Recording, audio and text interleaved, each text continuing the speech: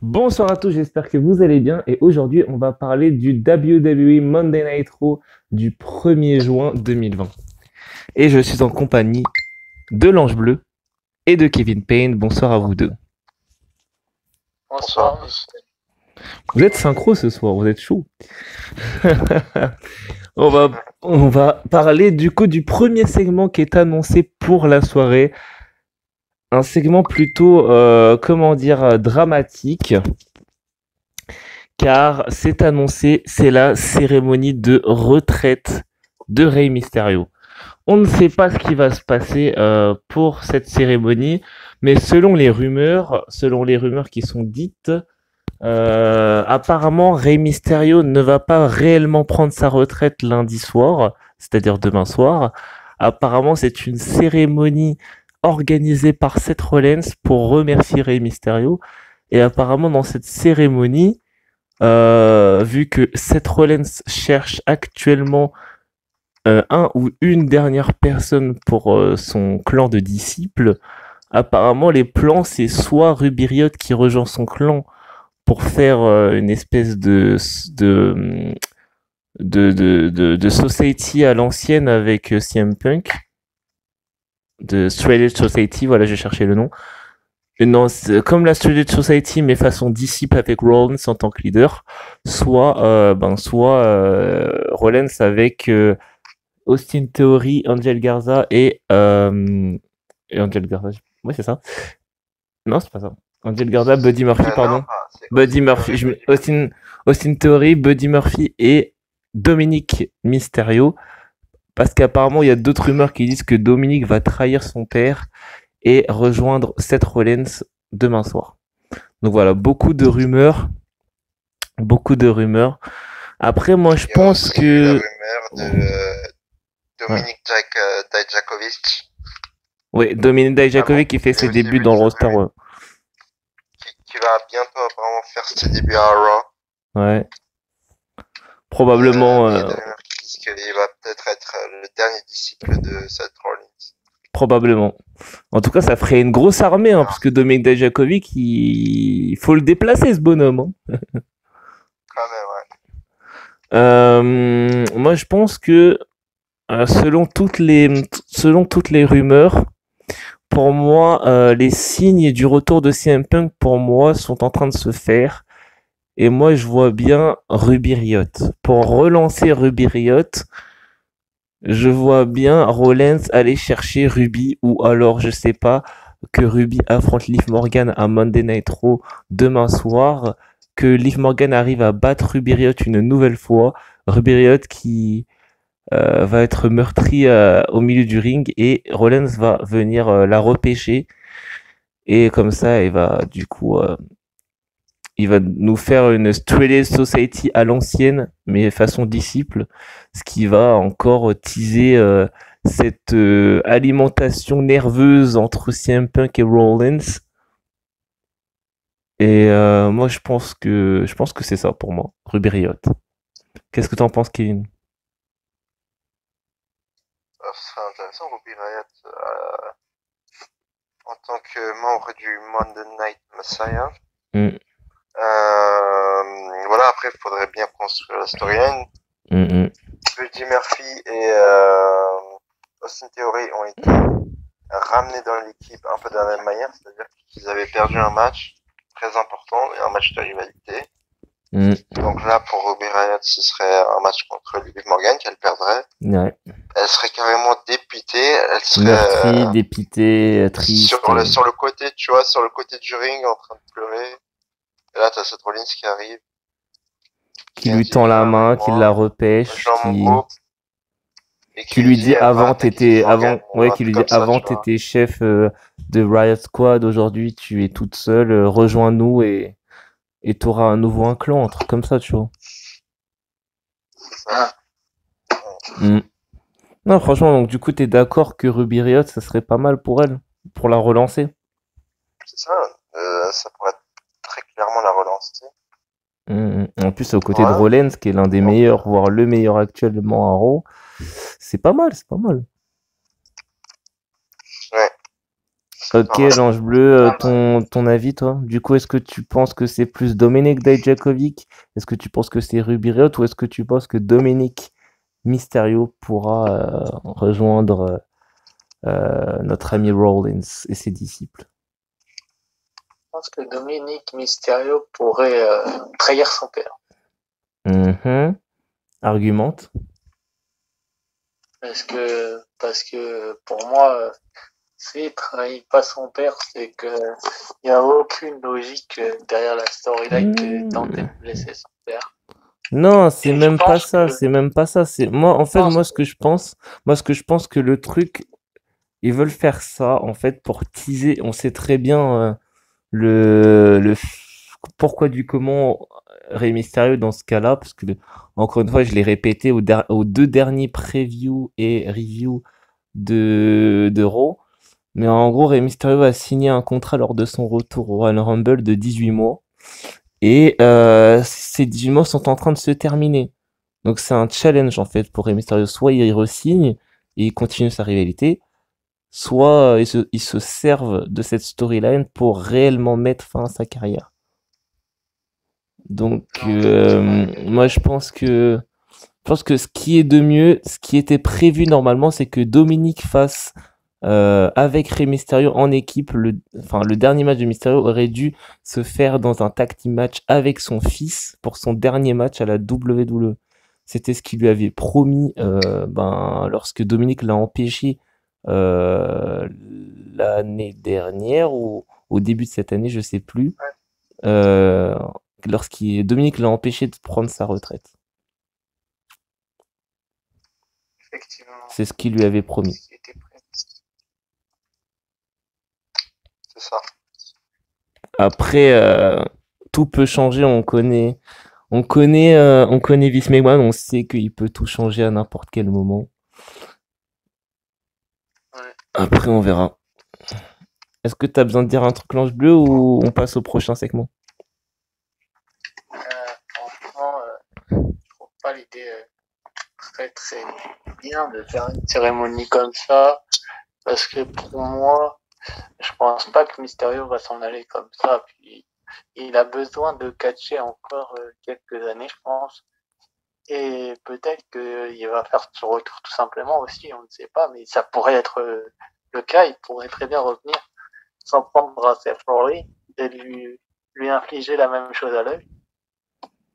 Je trouve ça un petit peu pas Très heal quand même. Ouais, voilà, il est face, Rey Mysterio. Ouais, ça ferait un peu heal.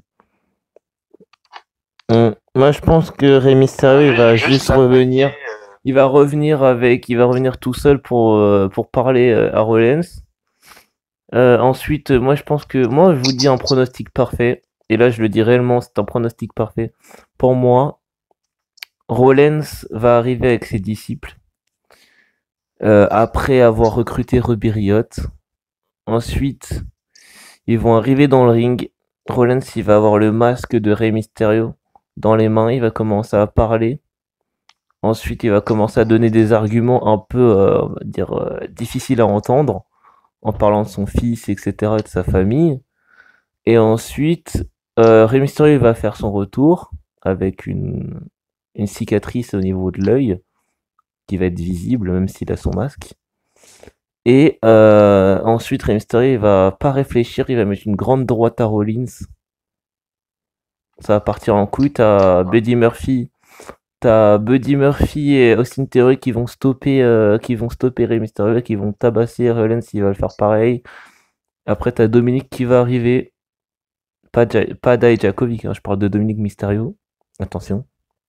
Et il va aider son père à se débarrasser des trois autres, pardon.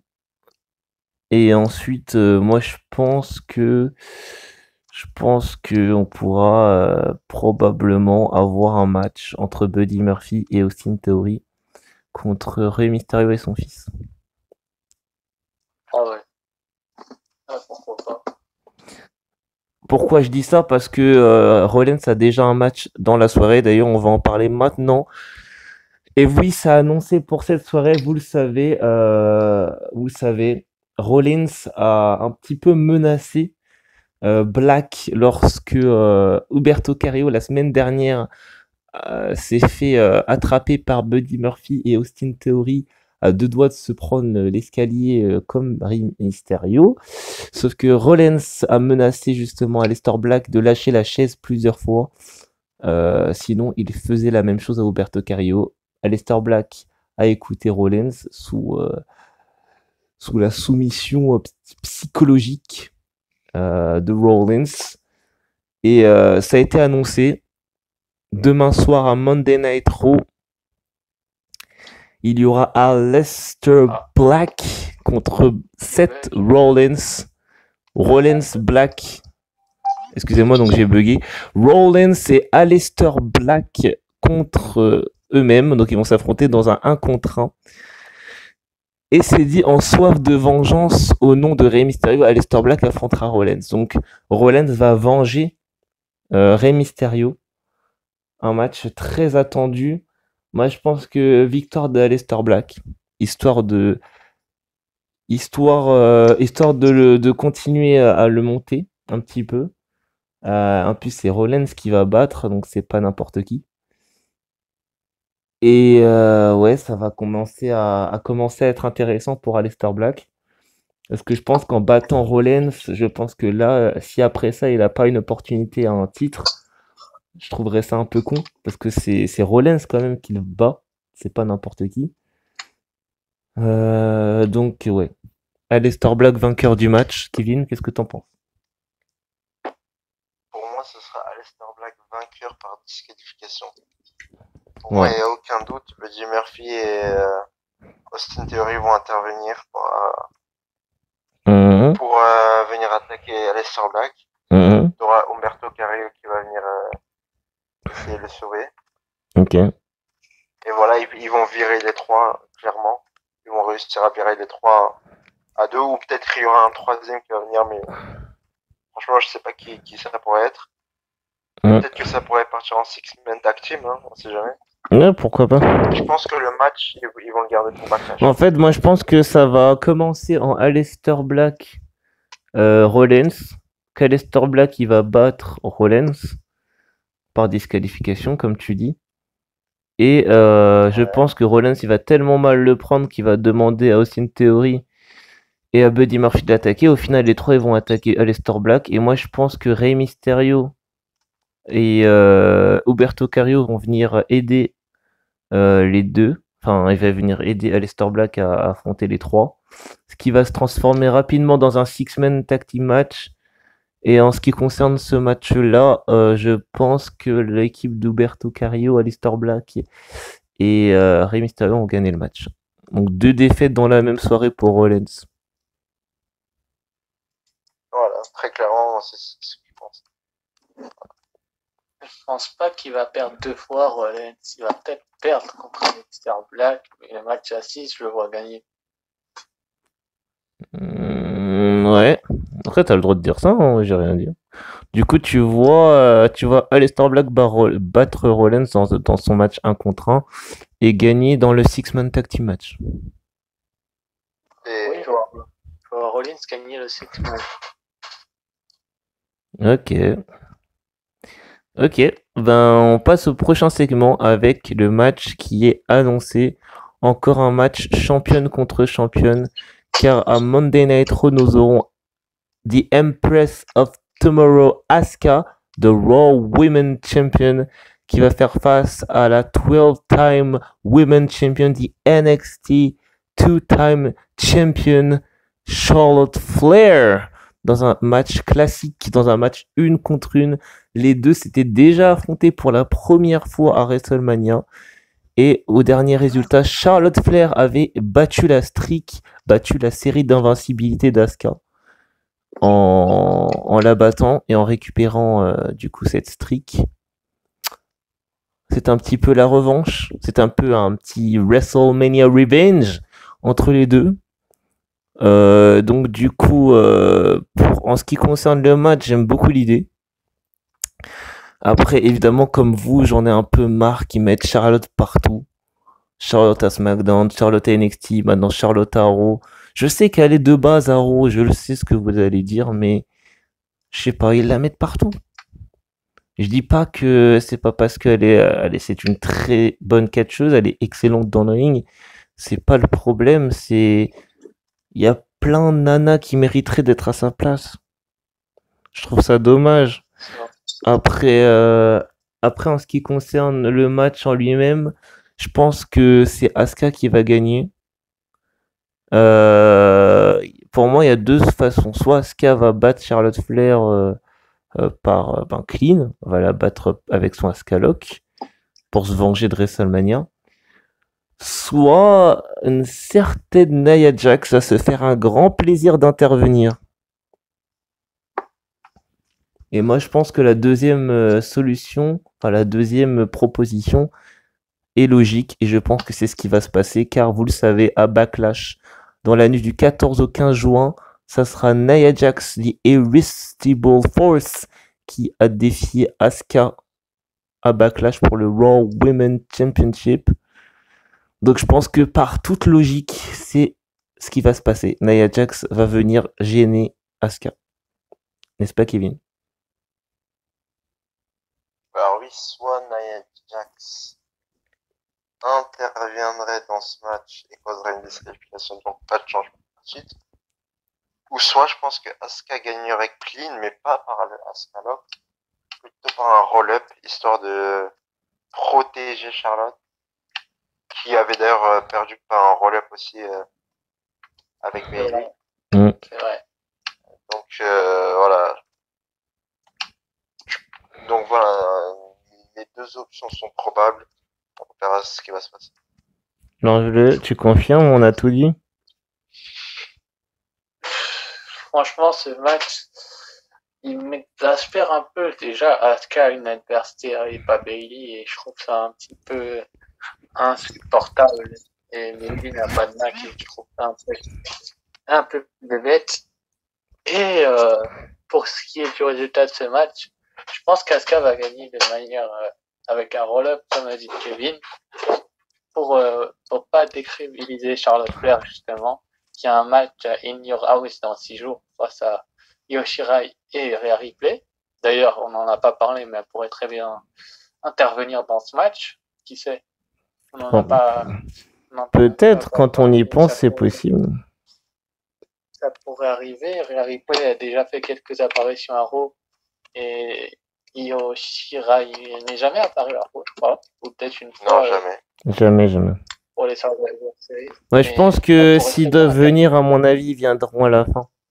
Ils vont pas venir en plein match. Ils vont pas arriver en plein match. Non. Ils vont venir à la fin. Ou peut-être, il y a une possibilité que je vois, c'est que Charlotte Flair tente sa prise en 8, cette fameuse prise en 8. Et on entend This is my brutality à ce moment-là. Asuka contre un roll-up et gagne comme ça. Ça peut arriver aussi. Non. Non, à mon avis, si pour Rhea Ripley et Io Shirai, pour moi, la seule solution pour que les deux arrivent, pour moi, c'est à la fin. Je pense que Charlotte, elle bat Asuka par un figure 8, leg lock. Ensuite, elle se vante en parlant d'In House, et c'est à ce moment-là que Rhea Ripley et Io Shirai font leur apparition. Elle serait la nouvelle championne de Raw. Non, c'est pas un match pour le titre, hein, il me semble. Ah oui, c'est pas pour le titre. Ouais, c'est championne contre championne, mais c'est pas un match pour le titre. C'est pour le titre. D'accord. Après, rien n'est impossible. Hein. Après, est-ce qu'ils vont mettre les deux titres en jeu? Rien n'est impossible. Techniquement, Asuka va gagner, elle va récupérer si les titres sont en jeu, elle va récupérer son ancien reine de NXT et garder le titre que lui a gentiment offert Becky Lynch. Et si Nia Jax s'en prenait à Asuka après sa victoire, et que Rhea Ripley et Io Shirai s'en prenaient à Charlotte, justement. On verra.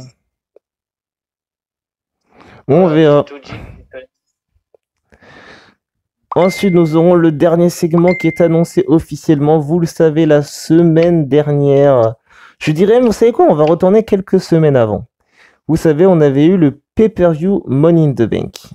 il y avait un match entre Apollo Crews et MVP pour déterminer l'un des derniers participants. Apollo Crews a battu MVP, donc c'est qualifié. Et en gros, après, on a eu un match avec Apollo Crews contre je ne sais plus qui. Je crois que c'était Andrade. Et il s'est blessé face à Andrade au niveau du genou. Il n'a pas pu gagner le titre des États-Unis. Il n'a pas pu aller à Money in the Bank non plus à cause de ce genou. Et la semaine dernière, à Monday Night Raw, il y a eu le retour, enfin, il y a 2 semaines, il y a eu le retour d'Apollo Crews. Ensuite, cette semaine-là, il y a eu un match entre Apollo Crews et Andrade pour le site des États-Unis. Et à la surprise de tout le monde, Apollo Crews a battu Andrade pour le site des États-Unis. Il est devenu le tout nouveau champion des États-Unis d'Amérique. Et cette semaine, demain soir, à Monday Night Raw, du 1er juin 2020, Apollo Crews va défendre son titre contre une superstar actuellement inconnue. Un open challenge donné par Apollo Crews. Et là, on se dit,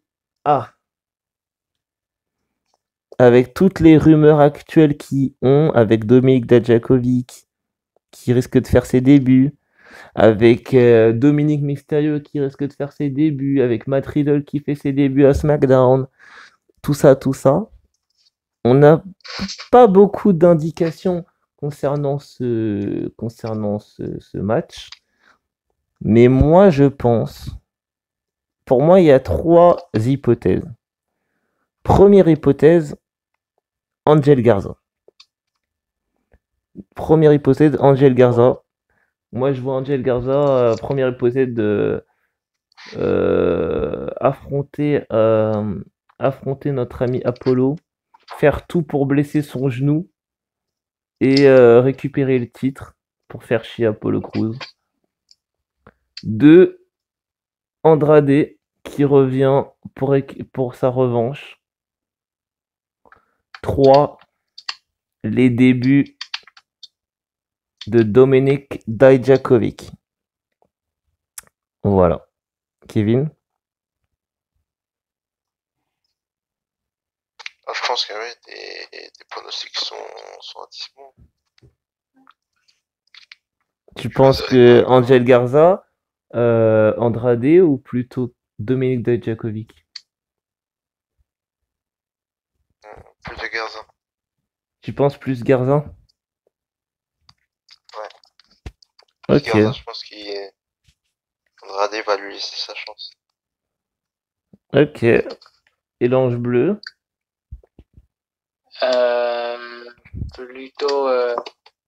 Plutôt Dijakovic. Ok. Fist your eyes. Ok. Pour moi, Dominik Dijakovic, il y a des rumeurs qui disent qu'il va bientôt débuter à Raw, justement. Et le fait qu'il débute à Raw contre justement notre ami Apollo Crews serait pas du tout couillant, si vous voyez ce que je veux dire.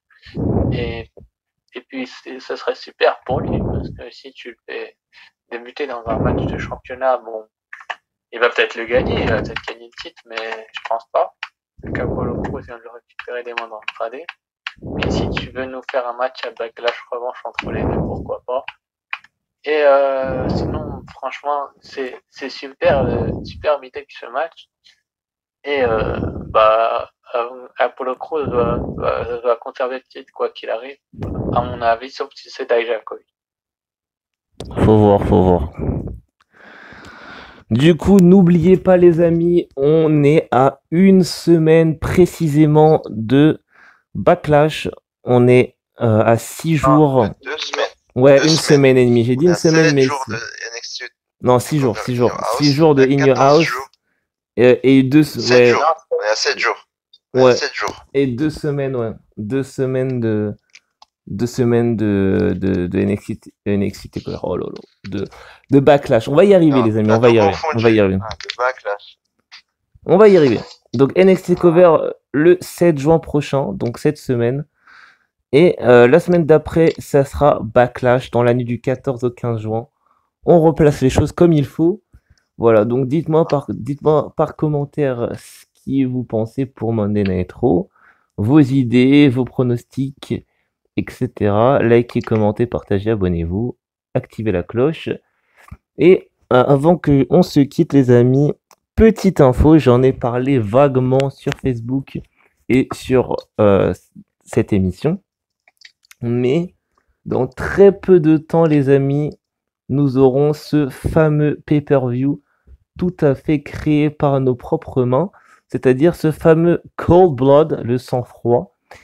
Et justement, parlant de guerre froide, nous allons avoir la WWE, donc la World Wrestling Entertainment, contre la All Elite Wrestling, avec un show électrique. 10 matchs pour le premier show, 10 matchs pour le deuxième, 2 gros shows avec 20 matchs. Nous allons compter les points ensemble, ne vous inquiétez pas, avec des matchs intenses. Oui, et ensuite, nous aurons à la fin de ces 2 shows le comptage des points final et le responsable entre guillemets des 2 shows. Donc Tony Khan évidemment n'est pas créé, du coup on va devoir avoir le responsable entre Cody Rhodes et Triple H. Et le responsable gagnera une belle ceinture que j'ai faite moi-même. Je vous mettrai la photo lors du show. À la fin du show, je vous mettrai les champions, etc. Et pour l'instant, Triple H garde la ceinture au frais. Parce que c'est la WWE qui a défié la All Elite Wrestling. Donc c'est quand même normal que Triple H garde la ceinture au chaud dans son bureau, n'est-ce pas, Kevin? C'est normal. Totalement normal. Et donc voilà, donc du coup voilà pour l'annonce.